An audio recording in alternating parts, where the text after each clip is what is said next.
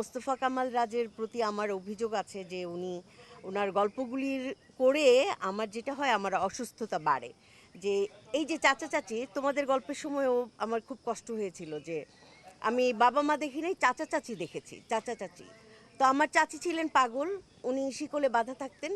তো আমরা গেলেই বলতো যে আই কই, সাদিক আসছে, মিঠু আসছে, তাড়াতাড়ি স্কুটার ভাড়াটা দাও, তাড়াতাড়ি দাও, ঈদের কাপড় চোপড় দাও। সেই চাচি মারা গেছেন। তো যতবারই আমি তোমাদের গল্প করি আমার চাচির কথা অনেক ফিল হয়। মানে আমার চাচি যে পাগল মানুষ, সেকলে বাঁধা থাকতেন, কিন্তু মানে পাগল হয়ে যেতেন যে মানে আমরা আসছি। চাচি মানে চাচি কি জিনিস, একটা পাগল চাচি থেকেই শেখা যায় যে চাচি কতটা মায়াময় হতে পারে।